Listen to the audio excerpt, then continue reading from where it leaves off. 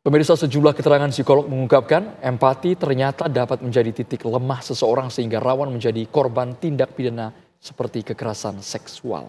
Menyoal ini, polisi disebut dapat melakukan penyelidikan perkara walau hanya mengantongi satu alat bukti. Salah satu contohnya adalah pengakuan korban. Lantas bagaimana menyadarkan masyarakat akan potensi tindak kejahatan yang mengintai serupa yang dilakukan Agus. Selengkapnya dalam Benang Merah, awas sekstorsi dan jerat manipulasi.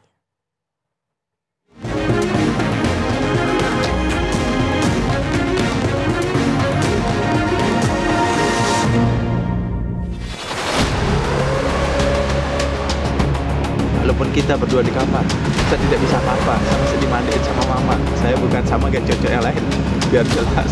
Karena cocok itu hanya manfaatin kan.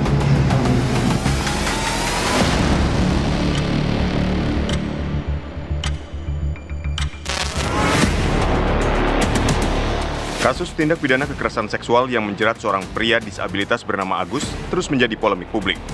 Sebagian kalangan meragukan kemampuan seorang penyandang disabilitas untuk dapat melakukan tindak pidana kekerasan seksual. Mereka bahkan meragukan hasil kerja pihak kepolisian. Sementara itu berdasarkan Undang-Undang Nomor 12 Tahun 2022 tentang Tindak Pidana Kekerasan Seksual (TPKS), polisi sudah bisa melakukan penyelidikan perkara hanya dengan satu alat bukti. Dalam hal ini, pengakuan korban saja sudah dapat dijadikan sebagai alat bukti untuk melanjutkan proses hukum. Di dalam psikologi forensik ada istilah rape trauma syndrome.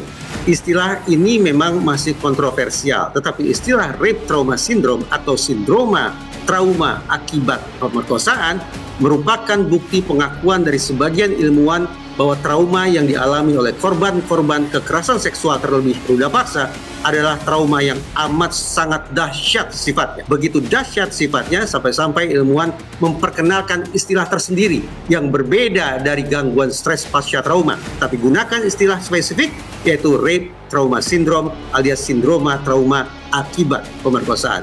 Ini merupakan pengakuan, ini merupakan penegasan bahwa sekali lagi guncangan jiwa yang dialami oleh para korban kekerasan seksual memang tidak bisa disamakan dengan goncangan jiwa yang dialami oleh mereka yang menjadi korban kejahatan-kejahatan jenis lainnya.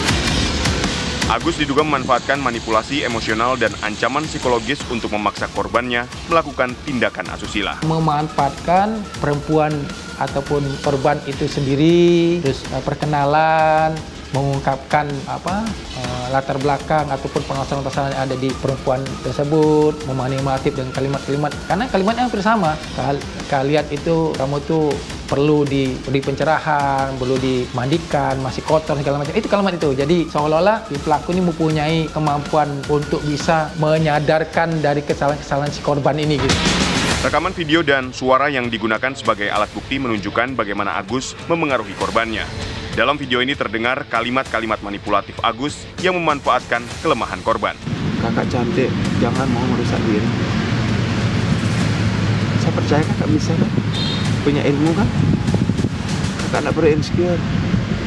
Buktiin bahwa kakak itu bisa. 6 tahun saya nyari kamu. Tanpa saya sadarin kemana saya nyari orang yang bisa mengerti, tidak saya tahu di mana. Entah hati saya kenapa jatuh di sini deh. Saya tidak senang lemah, lap air mata itu. Luntur pupurannya, nanti kayak apa mau ke kampus. Kakak bersih sendiri, sampai kakak sholat, pasti tidak bisa sholat. Karena ada ganjalan. Kakak kan perjuangan kakak tuh, ya Allah. Hanya hidup sendiri dan berjuang sendiri. Benar tidak? Nekat gara-gara hal sepele. Kakak mau nekat lagi? Bisa tidak aku minta jangan nekat? Cobalah. Karena kakak, sumpah. Nyawa saya kasih kakak, biar kakak tahu bahwa kakak itu berarti bagi dunia ini. Kakak akan jadi orang yang tertinggi besok. Saya bukan mengarang, buktiin kalau saya bohong. Kapanpun kamu ketemu saya, kamu bisa bunuh saya. Tapi kumohon kakak, setengah percaya, sedikit percaya. Itu pikiranmu sekarang. Karena kamu baru kenal saya bisa baca langsung kok. Bingung kenapa saya ngomong gini, kamu kira saya sama modus sama kayak cowok yang lain? Benar kan? Modus iya, itu gini. Buktinya dia ngerusak kamu. Gitu. Saya langsung to the point. Biar kamu tidak bilang saya ngerusak. Daka itu nanti masih sasak. Bahasa Indonesia ya. Walaupun kita berdua di kamar, saya tidak bisa apa-apa. Saya masih dimandiin sama mama. Saya bukan sama kayak cowok-cowok yang lain.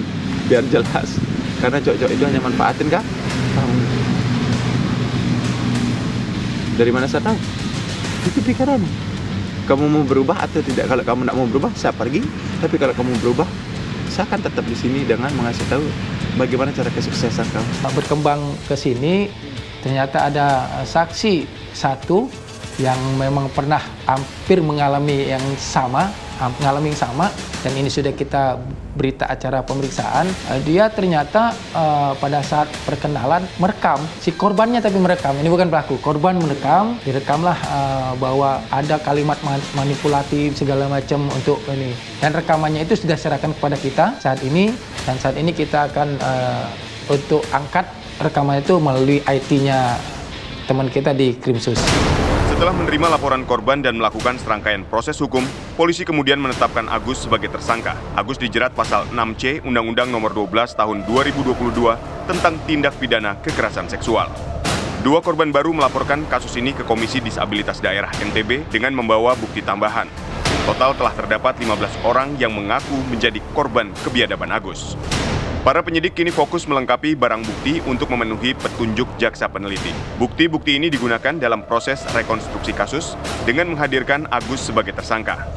Rekonstruksi dilakukan di 3 lokasi, Taman Udayana, Islamic Center, dan sebuah homestay yang diduga kuat menjadi lokasi tindak pidana kekerasan seksual tersebut. 49 adegan diperagakan untuk menggambarkan kronologi kejadian. Terdapat perbedaan versi kejadian menurut pengakuan Agus dan para korban. Meski penyandang tunadaksa, Agus diduga kuat memang dapat melakukan tindak pidana kekerasan seksual. Apapun dia tunadaksa, betapapun dia tidak memiliki kelengkapan tubuh yang sempurna, namun dengan mengandalkan kecerdasan yang dia punya, dia sekali lagi akan bisa melakukan siasat psikologis terhadap targetnya. Siasat psikologis itu bisa berupa ancaman, intimidasi, teror, ataupun tekanan-tekanan terhadap psikis target. Tapi ada juga modus yang lain, yaitu berupa grooming behavior.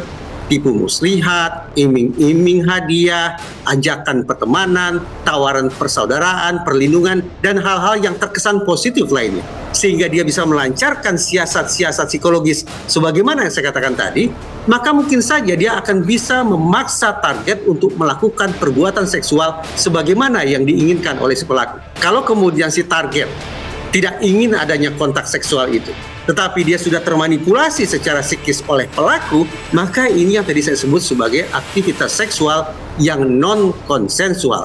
Ketika aktivitas seksual dilakukan secara non-konsensual, maka praktis ini merupakan kekerasan seksual. Kasus ini juga mengindikasikan adanya sekstorsi, yaitu tindak pemerasan disertai dengan ancaman. Ancaman tersebut dapat berkaitan dengan fisik, reputasi, ataupun penyebaran konten pribadi dan sebagainya. Sedangkan pemerasan dapat berupa pemaksaan hubungan seksual, uang, dan jenis keuntungan lainnya. Sementara itu, tindak pidana kekerasan seksual adalah jenis pidana yang sangat serius. Di dalam psikologi forensik ada istilah rape trauma syndrome.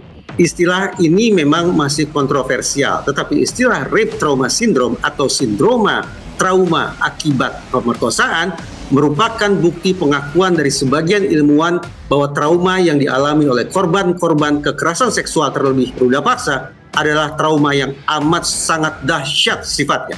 Begitu dahsyat sifatnya sampai-sampai ilmuwan memperkenalkan istilah tersendiri yang berbeda dari gangguan stres pasca trauma atau post trauma stress disorder, tapi gunakan istilah spesifik yaitu rape trauma syndrome alias sindroma trauma akibat pemerkosaan. Berdasarkan Undang-Undang Nomor 12 Tahun 2022 tentang tindak pidana kekerasan seksual TPKS, polisi sudah bisa melakukan penyelidikan perkara hanya dengan satu alat bukti. Dalam hal ini, pengakuan korban saja sudah dapat dijadikan sebagai alat bukti untuk melanjutkan proses hukum.